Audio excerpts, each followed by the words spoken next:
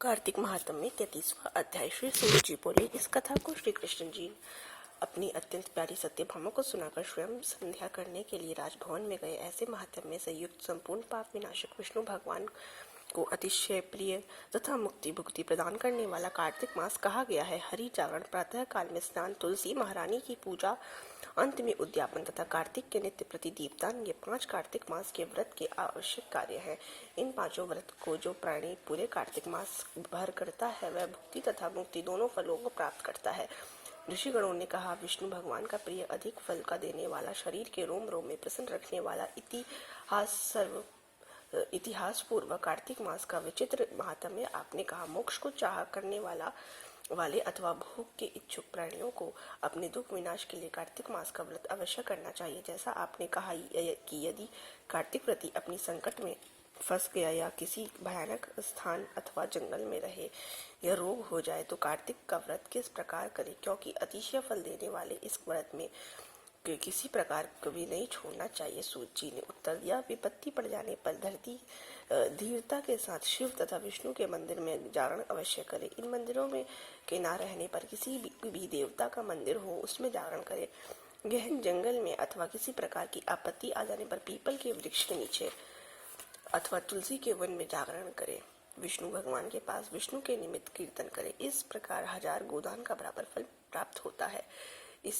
और उसका कीर्तन में बाजा बजाने वाले को वाजपेयी यज्ञ के बराबर फल प्राप्त होता है और नाचने वाले को समस्त तीर्थों में स्नान करने का फल प्राप्त होता है। किसी एक आपत्ति में पड़ जाने पर अथवा रोगी हो जाने पर यदि कदाचित जल में मिल सके, यदि जल भी ना मिल सके तो केवल विष्णु भगवान के नाम मात्र से मार्जन ही कर लें। यदि उद्यापन की विधि ना कर सके तो व्रत की पूर्ति के लिए ब्राह्मणों को भोजन मात्र करवा दे, क्योंकि अलक्षित रूप विष्णु भगवान के लिखित रूप स्वरूप ब्राह्मण ही है।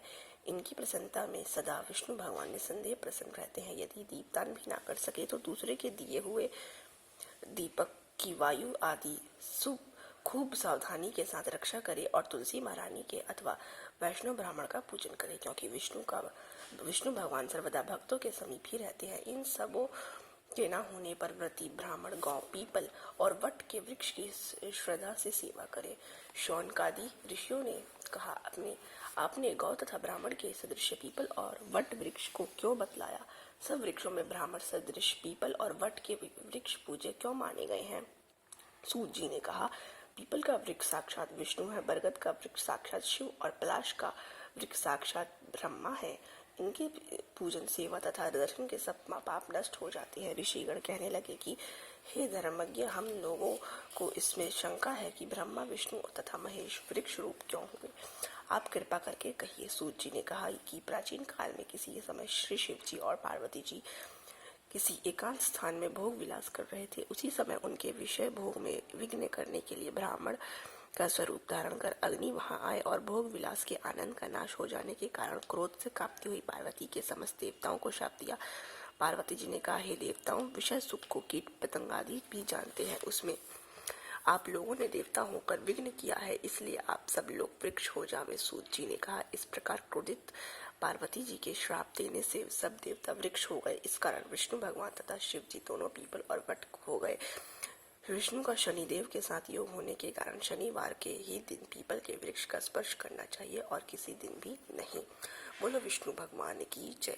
34वां अध्याय। ऋषि गणों ने श्री सूत जी से कहा, हे सूत जी, पीपल के वृक्ष का स्पर्श अन्य दिनों में क्यों नहीं किया जाता, शनिवार को ही क्यों स्पर्श किया जाता है? श्री सूत जी बोले, समुद्र का मंथन करने से जो रत्न देवताओं को प्राप्त हुए उनमें से देवताओं ने लक्ष्मी तथा कौस्तुभ मणि विष्णु भगवान को समर्पण किया। लक्ष्मी की जब विष्णु भगवान अपनी भार्या बनाने के लिए तत्पर हुए तब विष्णु भगवान ने लक्ष्मी ने निवेदन किया। लक्ष्मी ने कहा, मेरी बड़ी बहन अलक्ष्मी का विवाह हुए बिना मैं मुझ छोटी बहन में विवाह कैसे कर सकते हैं? अतः आप पहले मेरी बड़ी बहन का विवाह कर ले, अनंतर मेरा कीजिए, क्योंकि प्राचीन नियम है कि सूत जी बोले। लक्ष्मी का ऐसी वाणी सुनकर भगवान ने लक्ष्मी की बड़ी बहन अलक्ष्मी का विवाह आग्रह पूर्वक उद्दलक ऋषि के साथ कर दिया। वह अलक्ष्मी बड़े मुख, उज्जवल दांत, वृद्ध के समान शरीर, बड़े बड़े लाल लाल नेत्र तथा रूखे बालों वाली थी। उद्दलक मुनि भी उनसे विष्णु भगवान के आग्रह से स्वीकार कर वेद ध्वनि से गूंजती हुई आपने आश्रम में ले गए। हवन के पवित्र धुएं से सुगंधित वेद ध्वनि से मुखरित उस मनोहर आश्रम को देखकर वह अत्यंत दुखित होकर बोली। ज्येष्ठा ने कहा, इस आश्रम में वेद ध्वनि हो रही है, इस कारण यह आश्रम मेरे रहने योग्य नहीं है, अतः मुझे किसी दूसरे स्थान पर ले चलो। उसे सुनकर उद्दलक मुनि ने कहा, हे कांते, यह तुम इससे किस लिए नहीं रह सकती, इसमें किस लिए नहीं रह सकती, और तुम्हारे रहने का योग्य स्थान कौन है, मुझसे कहो। ज्येष्ठा ने कहा, जहाँ पर वेद ध्वनि, अतिथियों का सत्कार तथा यज्ञ आदि हो, वहां मैं निवास नहीं कर सकती हूँ। जहाँ पति पत्नी में अत्यंत अनुराग और पितर तथा देवताओं के निमित्त यज्ञ तथा पूजन हुआ करता है, वहां मैं नहीं रह सकती। जहाँ उद्यमी नीति कुशली प्रियवादी धर्मात्मा और बड़ों की पूजा में लीन रहते हैं, वहां मैं नहीं रह सकती। जहाँ दिन रात स्त्री पुरुष में लड़ाई होती है और जिस स्थान में अतिथि निराश होकर लौट जाते हैं, जहाँ पूज्य वृद्ध सत्पुरुषों और मित्रों का अनादर हुआ करता है, और जहाँ अति कठोर वाणी बोली जाती है, दुराचारी तथा दूसरों के धन को चुराने वाले परस्त्रीगामी प्राणी रहते हैं, जहाँ निश्चय गौवों का वध, मद्यपान, ब्रह्म हत्या आदि पाप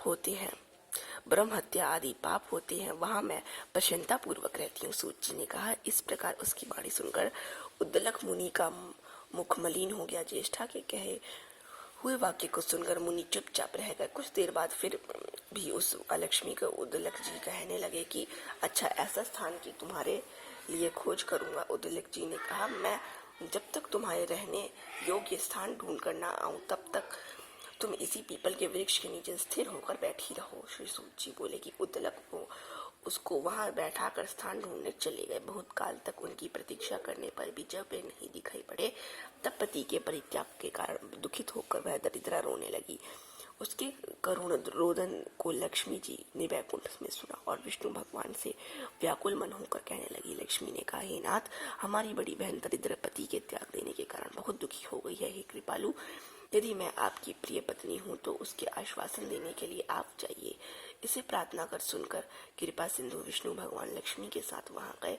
उस दरिद्रा को ज्ञान देते हुए विष्णु भगवान कहने लगे। विष्णु ने कहा, हे लक्ष्मी, इसी पीपल के जड़ में तुम सर्वदा के लिए स्थिर होकर निवास करो, क्योंकि मेरे ही अंश से इसकी उत्पत्ति हुई है और इसमें मेरा निवास रहता है। पतिवश गृहस्थ प्राणी तुम्हारा पूजन करेंगे, उन्हीं के घर में तुम्हारी छोटी बहन लक्ष्मी स्थिर होकर रहेगी। विविध प्रकार के उपहारों से स्त्रियों को अवश्य में तुम्हारी पूजा करनी चाहिए। प्राणी मात्र को तुम चाहिए कि पुष्प, धूप, गंधा आदि से पूजन करे, तभी उन प्राणियों के प्रति लक्ष्मी जी सदा प्रसन्न रहेगी। श्री सूत जी ने कहा, श्री कृष्ण सत्यभामा का तथा पृथु और नारद का संवाद तुम लोगों ने मैंने सुना दिया। अब तुम्हें क्या सुनाऊं?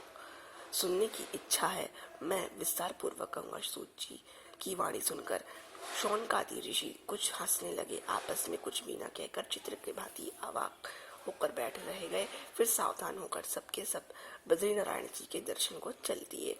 जो प्राणी इस कार्तिक माध्यम को सुनता अथवा स्वयं सुनता है, वह सब पापों को मुक्त होकर विष्णु की सायुज्य मुक्ति प्राप्त करता है। बोलो विष्णु भगवान की जय।